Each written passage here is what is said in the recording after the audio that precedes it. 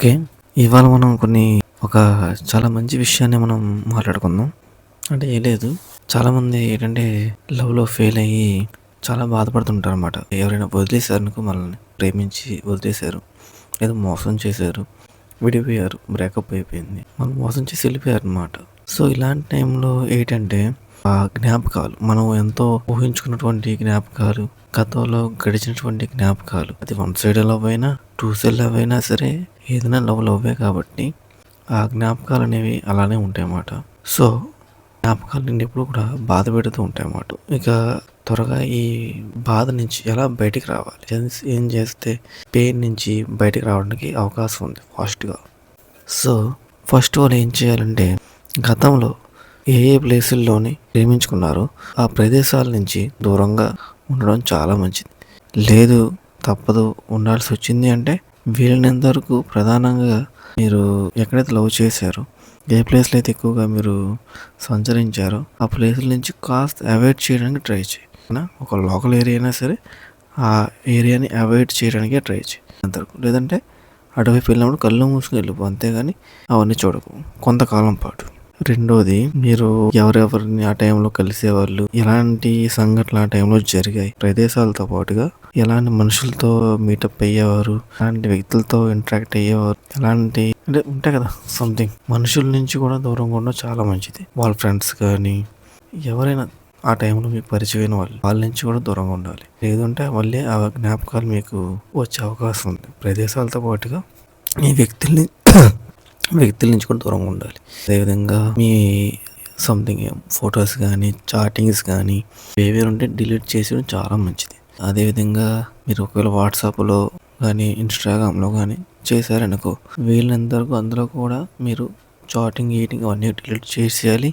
And అదేవిధంగా ఇంకా డీప్గా ఉంది అంటే మైండ్ పూర్తిగా డైవర్ట్ చేసుకోవడానికి వీలైనంత వరకు ఆ యాప్స్ని కూడా డిలీట్ చేయడమే చాలా వరకు మంచిది అనమాట. కొంతకాలం పాటు ఆ యాప్స్ డిలీట్ చేస్తావే అనుకో, ఇక యాప్ చూస్తే నీకు తనే గుర్తుకొస్తుంది అనిపించింది అనుకో, ఆ యాపే డిలీట్ చేసి, ఇన్స్టాగ్రామ్ యాపే డిలీట్ చేసి, వాట్సాప్ డిలీట్ చేసి, ఏ ప్రాబ్లం ఉండదు. అవుతుందా? లేదు పర్వాలేదు అనుకుంటే ఇక ఆ పాత జ్ఞాపకాలకు సంబంధించిన చాటింగ్ కానీ, ఫొటోస్ కానీ ఏవి అవి చూడకుండా కొత్తగా ఇంకేదైనా మైండ్ డైవర్టింగ్ అని చేసుకో. ఓకేనా?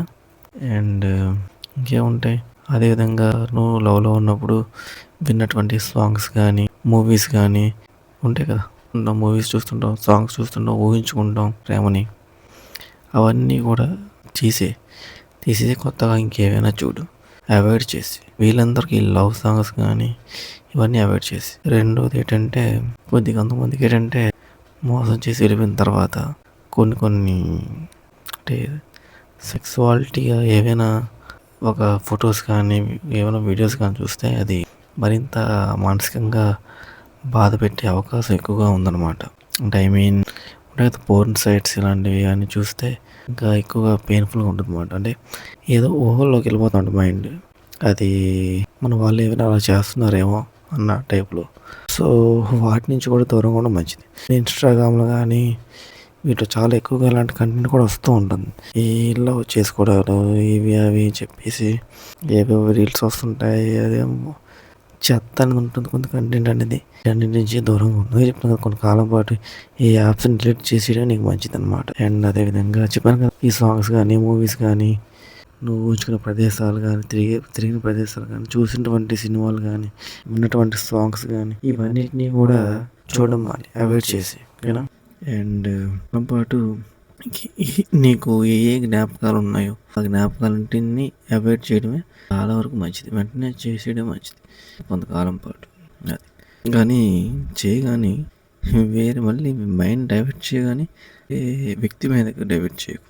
అంటే మళ్ళీ ఇంకో అమ్మాయిని లవ్ చేయడం కంటే చేయకుండా ఏం చేస్తావు, చేసే ముందు ఆలోచించు. ఒకసారి తప్పు జరిగిపోయింది కదా, తప్పు జరిగింది కదా, బాధపడ్డావు. మళ్ళీ ఈసారి అలాంటి తప్పు చేయకుండా చూసుకొని చెయ్యి. ఓకే? అదే అంటే మరొక మంచి వ్యక్తి వైపు వెళ్ళే ప్రయత్నం చేయి, కానీ ఒక చెడ్డ వ్యక్తిని ప్రేమించే ప్రయత్నం అయితే చేయకు. ఓకేనా? అది. సో, ఏదైనా ఇలాంటి జ్ఞాపకాలు ఉన్నట్లయితే దాన్ని అవాయిడ్ చేస్తూ నువ్వు ముందుకు వెళ్ళిపోయావు అనుకో, అంతకన్నా ఇంకేం అవసరం లేదు. ఓకేనా? జ్ఞాపకాలని అవాయిడ్ చేసుకుంటూ వెళ్ళాలి, త్వరగా నువ్వు రికవరీ అవ్వడానికి అవకాశం అయితే ఉంటుంది. ఓకే?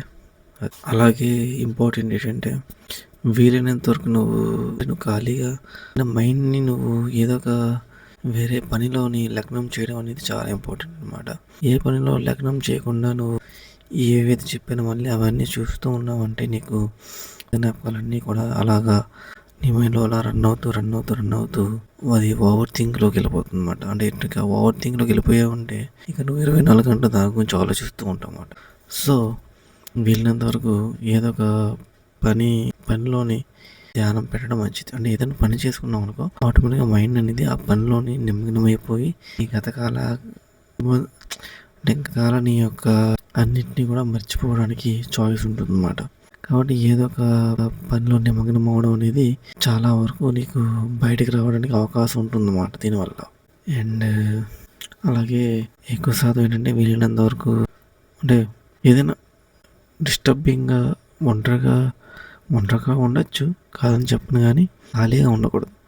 నువ్వు ఒక్కడే ఉన్నా సరే ఖాళీగా మాత్రం ఉండకూడదు అన్నమాట. మైండ్కి ఏదో ఒక వేరే ఇంకేదైనా వ్యాపకంలో ఉండాలన్నమాట. ఉన్నామంటే నీ మైండ్ చాలా వరకు నీకు డైవర్ట్ అయితే అయిపోతుంది. ఓకేనా. ఇంకొక మెయిన్ మైనస్ పాయింట్ చెప్తాను అనుకున్నాను, మర్చిపోయాను. ఒంటరిగా అదే మెయిన్ ఏంటంటే సంథింగ్ ఏంటంటే నువ్వు బయటికి వెళ్ళి ఈ బ్రేకప్ గురించి కానీ చెప్పడం కానీ నీ పర్సనల్ విషయాలు నువ్వు పంచుకోవడం కానీ ఇలాంటి పని మాత్రం అసలు చేయొద్దు. దీనివల్ల ఏమవుతుందంటే బయటికి వెళ్ళడం వల్ల స్నేహితులైనా బంధువులైనా చుట్టుపక్కల మనుషులు ఎవరైనా సరే రకరకాలుగా మాట్లాడుతుంటారు అన్నమాట. అవి నేను ఇంకా బాధ నుంచి బయటికి రావడానికంటే ఆ మాటలు ఇంకా నీకు బాధలోకి తీసుకెళ్ళిపోతాయి అన్నమాట. సో ఎవరికి నీ బాధలు పంచుకో, మైండ్లోనే ఉంచుకొని నువ్వే కంట్రోల్ చేసుకో. ఎప్పుడు కూడా పబ్లిక్ అవ్వకుండా ప్లాన్ చేసుకో. ఓకేనా. అది రెండవది ఏంటంటే అంతా సీక్రెట్గా నీ మనసులోనే ఉంచుకో. నీళ్ళు నువ్వే బాధపడి నువ్వే మర్చిపోవడానికి ట్రై చేయ. కానీ అది పబ్లిక్ అయితే అది ఇంకా దారుణంగా ఉంటుందన్నమాట. అంటే నీకు గాయాన్ని ఎక్కువ చేస్తుంది తప్ప తక్కువ చేయదు. కొన్ని అంటే నీకు చూస్తున్నప్పుడు కానీ వింటున్నప్పుడు కానీ ఎవరితోనైనా మాట్లాడుతున్నప్పుడు కానీ నీకు ఇబ్బందికరంగా కానీ నీ మనసుకు బాధ కలిగే విధంగా ఉంది అంటే ఆ వ్యక్తుల నుంచి కానీ ఆ సన్నివేశాల నుంచి కానీ ఆ యొక్క ఏదైనా కావచ్చు, చెప్పాను కదా ఇంతకుముందు, వాటన్నిటి నుంచి దూరంగా ఉండు. ఒక్కడిగా ఉండు, ప్రశాంతంగా ఉండు. అవన్నీ చూడద్దు. వాళ్ళు ఏం చేస్తున్నారు, ఏం చేస్తున్నారు, ఎలా ఉన్నారు, ఎవరితో ఉన్నారు, ఇవి కూడా ఊహించుకో, ఇవి కూడా తెలుసుకోవాలని కూడా అనుకోకు. వదిలేసారంటే వాళ్ళతో పోయినట్టు మనకు అనవసరం విషయం. ఓకేనా. దాన్ని మళ్ళీ ఎవరు చేస్తున్నారు, ఏం చేస్తున్నారు, ఇవన్నీ తెలుసుకునే ప్రయత్నం చేయగా అవన్నీ నీకు మరింతగా చాలా డిస్కస్టింగ్గా ఉంటాయి అన్నమాట ఆ పెయిన్ అనేది. సో వదిలేయడం మంచిది. దానికి నువ్వు మళ్ళీ వెళ్ళి తెలుసుకొని చూస్తే అనుకో ఇంకా బాధగా ఉంటుంది. సో ముందే మనసులో అనుకో, వీళ్ళకి మన వాళ్ళు కాదు, వీళ్ళకి తిరిగి రారు, వీళ్ళ గురించి మనం ఏం చేసినా వేస్ట్. కింద ఇష్టం లేని వ్యక్తుల కోసం ఏం చేసినా సరే వాళ్ళకి ఇష్టం ఉండదు, ఫరక్ పడుతుంది అన్నమాట. సో వదిలేయడమే అందుకంటే బెస్ట్ చాయిస్. ఓకేనా. సో ఇంకా వాళ్ళ గురించి ఆలోచించుకొని వాళ్ళ గురించి రివెంజ్ అని తోటకొని ఏం చేసినా ఫరక్ పడదు. ఇష్టం లేని వాళ్ళకి ఏం చేసినా సరే ఫరక్ పడదు. సో ఇంకా అవన్నీ తెలుసుకునే ప్రయత్నం కానీ చూసే ప్రయత్నం కానీ చేయక ఇక వదిలేసి మైండ్ ఫిక్స్ అయిపోయాక మన వాళ్ళు కాదు, ఇక తిరిగి రాదు. ఫిక్స్ బ్లైండ్గా ముందే బలంగా ఫిక్స్ అయిపోయి టోటల్గా అవాయిడెన్స్లోకి వెళ్ళిపో. అలాగని చెప్పి బలవంతంగా నీ ఫీలింగ్స్ని నేను కంట్రోల్ చేయమని చెప్పను, కానీ న్యాచురల్గానే వెళ్ళు.